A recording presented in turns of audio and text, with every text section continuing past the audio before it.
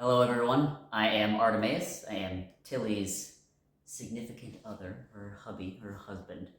And while she's on some medical respite, some recovery time, we thought it would be a good idea to put out a series for your enterjoyment of my experience, what it's like being married to an intermediary.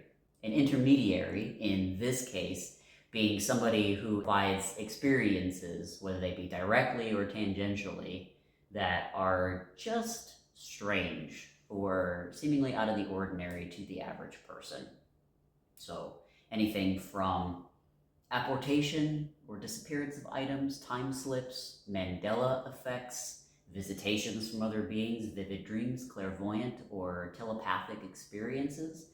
Lots of synchronicities in that way. So many goodies and stories here that we have to share with you. I particularly thought that this would be interesting information for all of you to have, because prior to meeting Tillie, and certainly prior to being married to her, my life was, I didn't realize, quite average and maybe not as interesting. But certainly now, since being married to her, having been around her for nearly the better part of a decade, my life has been very changed in multiple ways, and we're very interested to share that with you.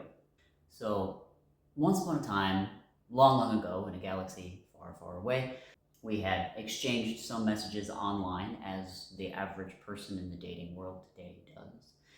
And that experience was very different than actually meeting her in person.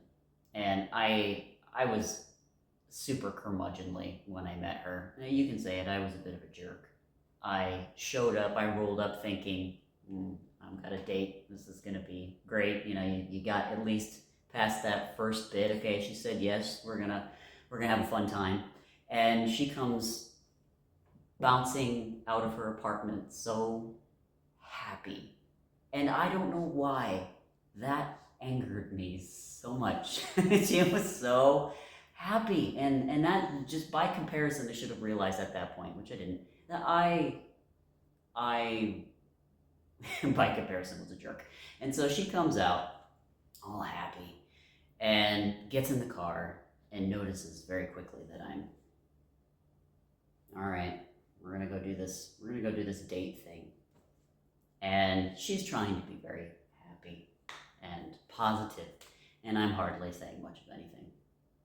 And so the first couple hours of our date were pretty miserable, actually. We went bowling, and I was not very talkative whatsoever.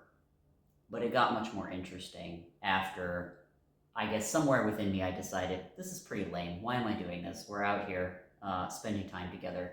We had seemingly pretty good rapport via messages before I actually got to meet her in person. So there's got to be something else there. So we left the bowling alley and went to a local mall, picked up a couple of coffees and started walking around and actually talking. And I surprised myself by, talking to her.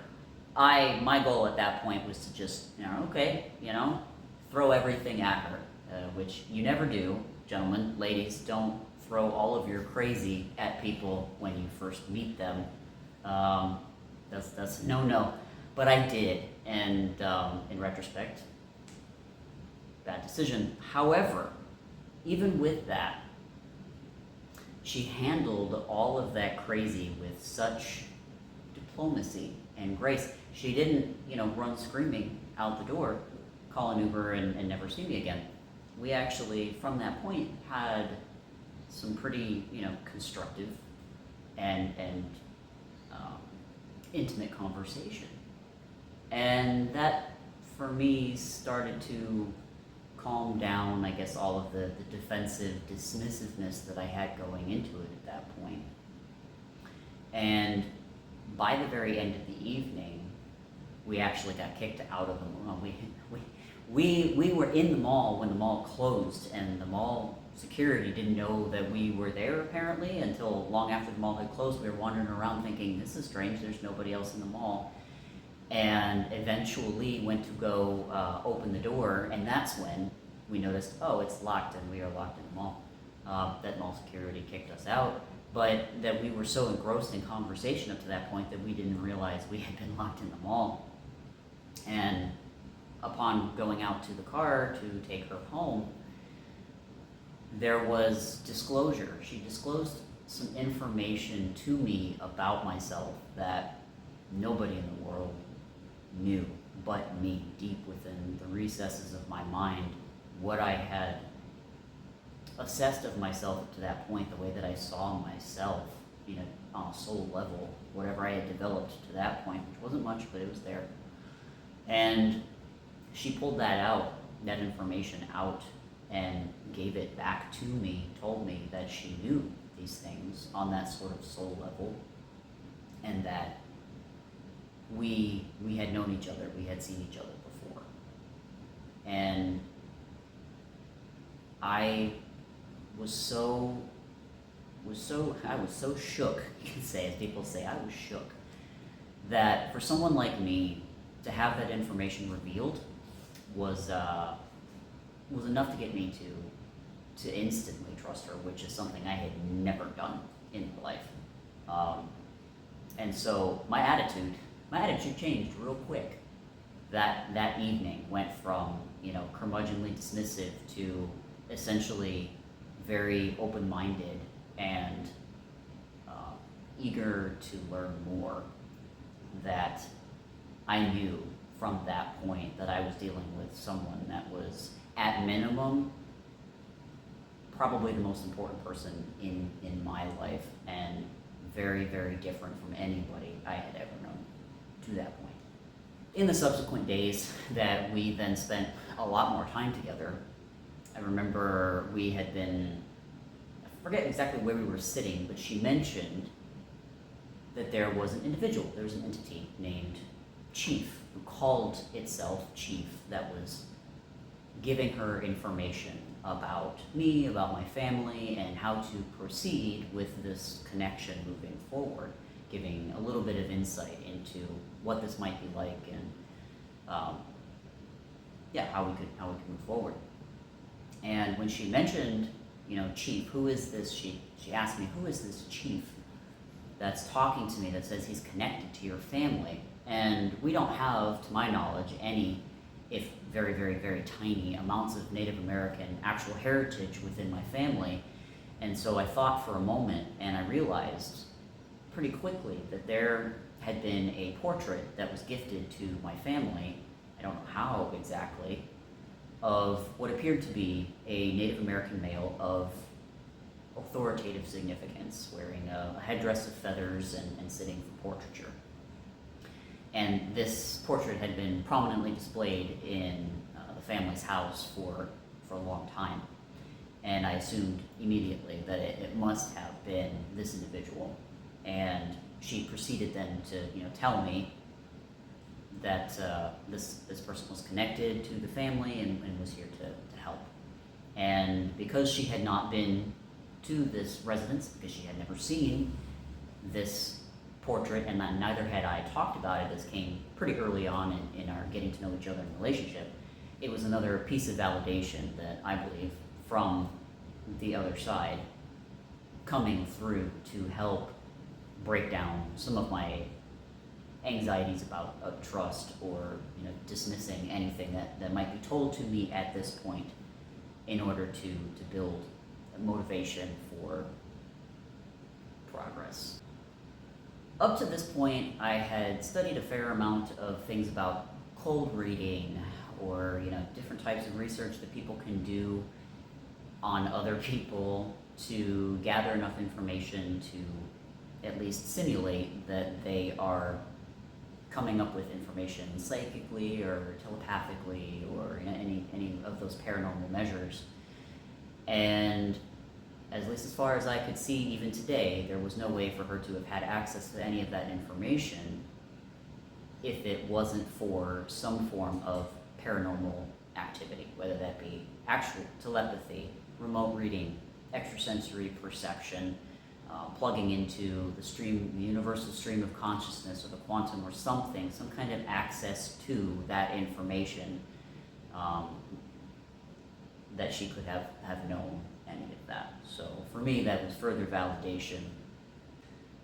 I do believe that there are individuals out there who have communicative access to other entities, non-human, whatever those may be. So in the case of this entity named Chief talking to her, I certainly believe that this was another entity. Who knows if it was actually a Native American in that photo, perhaps just somebody using that as an anchor point for validation so that as a human, I could believe it because it was something tangible related to my own life. I do very much believe that there was somebody interested in forwarding our connection that she was speaking with, who we now just affectionately refer to as Chief. So, thank you, Chief. I would say that our very first actual in-person meeting completely shattered my worldview at that point, and what I thought I knew, what I thought was possible. And I was, at least on some level, ready for that, because I can see maybe a lot of people not being ready for that sort of reality shattering revelation and finding any way possible to deny it. I, on some subconscious level, was ready for it. I accepted it, and especially because it was coming from someone that I feel like I truly loved, and not in a way that I think a lot of people define love here, and I would come in later years to understand what I think that actually means. But that very first meeting was the turning point, the fork in the road, the time when everything started to change very, very drastically for me.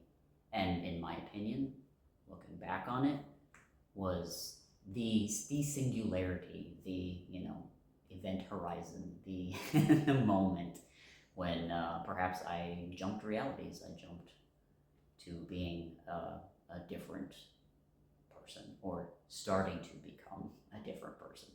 If I had rejected that reality, I can see myself, because at the time I was coping, hard copium, I was coping with an identity that was very much attached to dogs and rescuing dogs and a sense of need with dogs. Where I would be now probably is that, single dog person obsessed with hiking and, my dogs are my fur children kind of thing. Being very alone, most likely, because I wouldn't have been able to trust anybody else. And on some level, just pretending that I was happy and okay with that, but it really just would have been because I couldn't see how things could have been better, which, maybe in my ignorance would have been okay enough of a life. But now that I see what I have, what I have gained, despite how difficult it was, I definitely prefer this life. I believe that it was so difficult because a lot of humans, maybe I shouldn't speak for a lot of humans, but I do feel like this is a condition that maybe many of you can relate to, is that we get comfortable with what we think we know. And it is very uncomfortable to learn that we either lack control, or that we lack knowledge, or we lack both. It becomes almost too much for someone to confront, especially without tools to manage those feelings and those realizations. So I still am not really sure, maybe just out of my sheer idiocy and stubbornness, thought that I was ready for it and that I could take it on, I could do this, and then realizing later as I'm drowning, no, I cannot. But I at least went into it at that point thinking that I was ready, and that foolhardiness perhaps was enough to get me through to the point where I finally started to gain the skills and learn and get back on my own feet in that way. But I think it's hard for a lot of people otherwise just to even take that first step, because the reality of not knowing reality, or that what you have constructed is perhaps not actuality, and then not having the tools or the skills to deal with that is a 1-2 punch that subconsciously I think a lot of people will shy away from, and they will find many reasons to deny the opportunity to go on that journey. In my case, having Tillie has been the nurture aspect that I think a lot of humans are missing. I think sorely we are lacking that in human society especially, and it was absolutely instrumental in having that constant source with me, with Tillie, to see, by comparison even, this is what it was, this is what it could be, and there is actual proof, that it's not just a hypothetical. I noticed pretty quickly with Tillie, upon meeting her in person, that there were several differences between her and the average person that I had learned to work around and deal with. And really what it is that I think people are learning to work around is other people's egos and trauma, learned trauma and coping mechanisms. So you're not actually dealing with the person. But that was not the case with Tillie. I was actually dealing with the person consistently without an ego front to have to assuage or get around to communicate. And the first thing that I noticed was just that, again, that happiness, that just unbridled, unadulterated, seemingly out of touch with reality happiness, that I thought, all right, either she's crazy or she's crazy, or she's an airhead, something that we might ascribe to somebody who's just seemingly so happy, which, in retrospect, of course, I'm the jerk here. But I noticed that she was just so incredibly happy, despite even my curmudgeonly attitude. She just maintained that throughout, and that initial just happiness, just gratitude, just everything is so great and wonderful, and that like childlike wonder. You don't see that in adults typically. So that was one very, very different thing I noticed up front. And the second was that even despite everything that I was throwing at her, any kind of attitude or lack of interaction, which would generally subconsciously I was trying to put her off, which is terrible. In my mind, I'm thinking, I told her we were going to go on a date. Let's go on a date, instead of making it happy. I was trying to push her away with all of that, but that wasn't working. Which for anybody else, they would have seen that and went, okay, I can just, feel the seething animosity here. This is not fun. I don't want to have anything to do with this. But she was not that way. She was genuinely curious, trying to pull more information out of me, which, by that point, when most people would have noped out of there, she wasn't doing that. And so all of my defenses were not working with her, which for somebody who had the tendencies that I do, specifically some narcissistic tendencies developed as a coping mechanism, once you get beyond that, that facade, that veil, there's somebody there who is very much looking for connection, at least in my case. And I can't speak for all people with those tendencies or that condition. I'll just make that disclaimer. That's what drew me in. I threw everything that I had at her, didn't put her off. In fact, she just maintained that happy, bubbly attitude, and I thought, this is very strange. Tell me more. And that got me. That hooked me in enough to get to the end of that night in that conversation where, the totality of intimate reveal was met, and that was enough for me. Now, on a scale of 1 to 10, how much would I recommend this experience over the last decade or so to anyone? I would say, if you love incredibly difficult introspection and confrontation with the lack of your knowledge of reality, go for it. I wouldn't consider myself a masochist, but in the last 10 years, what I've been through has been extremely difficult in basically tearing myself down to rebuild and then rebuild this connection, which at the end of the road I have always seen as the goal, because I from day one have believed that she was worth it. I would say if you have someone like that, even if she is an intermediary, whatever floats your boat, 10 out of 10 would do for me over and over again. With caution, I recommend to anybody else. I would say that this might be akin to the hero's journey, and I consistently feel like the fool.